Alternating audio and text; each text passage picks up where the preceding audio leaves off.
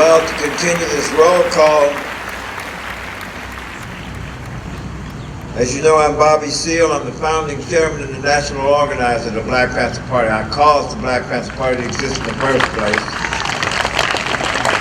While I was employed by the city government of Oakland, California at the time, working in war on poverty programs and leading youth job programs.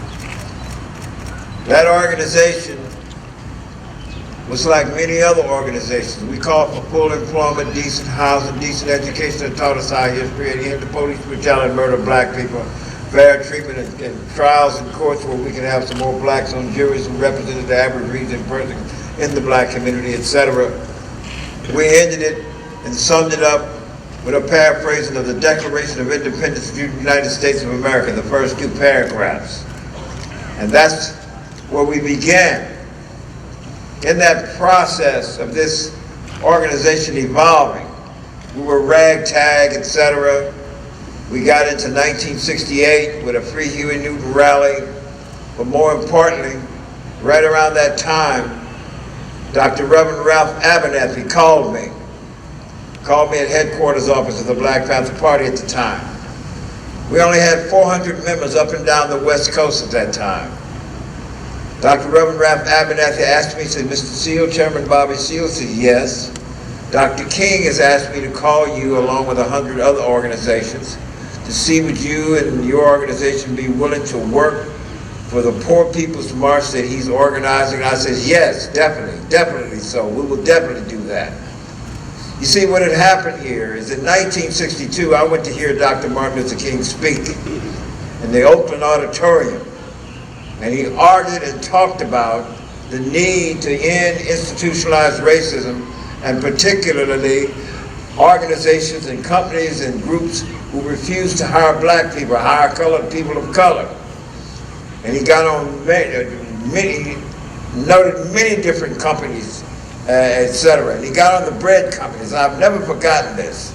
He says in Langendorf Bread and Kilpatrick's Bread Company in the San Francisco, Oakland Bay Area refused to hire people of color, and we need to boycott them. He says in the National Bread Company of Wonder Bread Company, we want to boycott them so consistently and so profoundly, we want to make Wonder Bread wonder where the money went. That's what Dr. King said. And when he said that, me and 7,000 people in the Oakland Auditorium hit the floor in an ovation. I was totally inspired, etc. The next thing I know, I'm creating a youth jobs program. These are organizations that preceded the Black Panther, a youth jobs program in North Richmond, California. And a year and a half later, I'm working for the Department of Human Resources, City Government of Oakland. Then I created the Black History Fact Group to get black history into Merritt College in Oakland, California. Then I created the Soul Students Organization there, and we organized an anti-draft rally because we had fought in every war this country's had, and at that time we were saying this country is not recognizing our Constitution, democratic, civil, human rights, and we were dying 29% on the front lines of Vietnam at the time, and we're going to stop letting ourselves be drafted till this country begin to recognize our Constitution, democratic, civil, human rights. That is what preceded the Black Panther Party. And with the founding of the Black Panther Party, we just wrote a basic 10-point platform and program.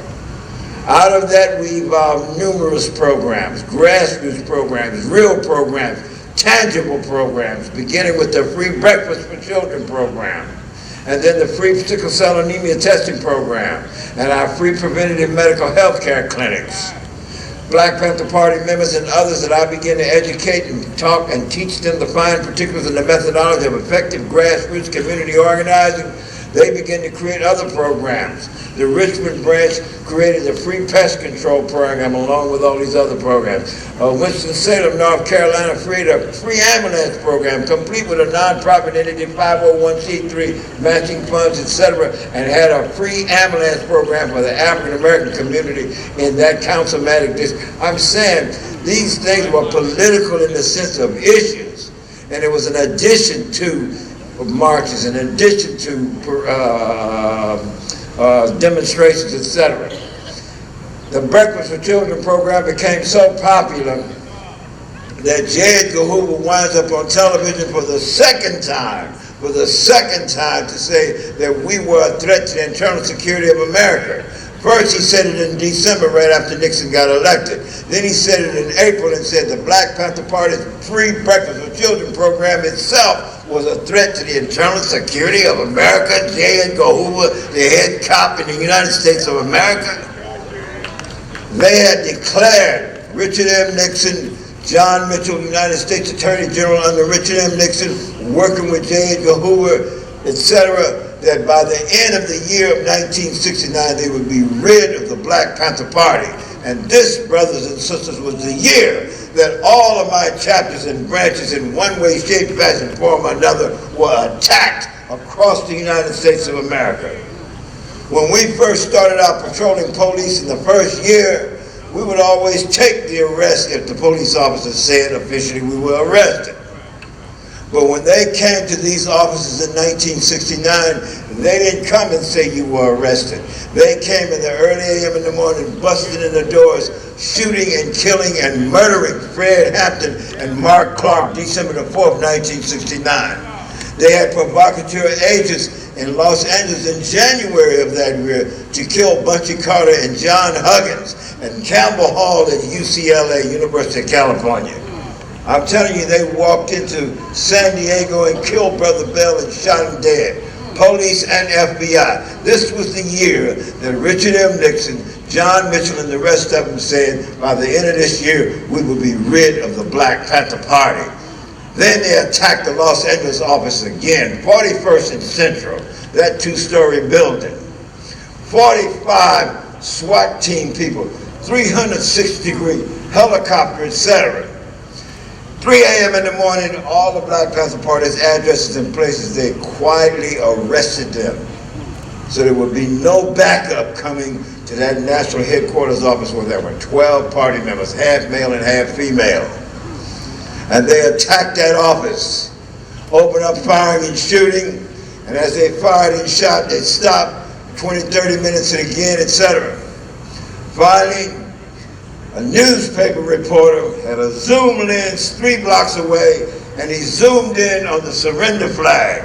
And that reporter said, the Black Panthers have been trying to surrender since early this morning, and the police and the FBI are totally ignoring it. They were trying to terrorize us out of existence. This is what happened.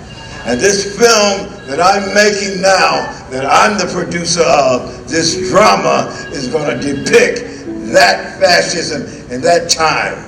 So I have a lot of dead brothers and sisters, 28, 29, by the end of 1969. But we won, let me tell you. We won because the people did come out, all the organizations, everybody, the NAACP, African Americans Police League in Chicago, all of them came out against the FBI. United States Senate had an investigation against the FBI and all the others who attacked us, and there were no more shootouts. So understand that history. Power to the people. Oh, let me read these names. Huey Newton, roll call. Eldridge Cleaver, Kwame Ture, Oakland Cook, Stokely Carmichael, Malcolm X, George Jackson, Vernon Jordan, Brother Vernon Jordan. Who are you right here?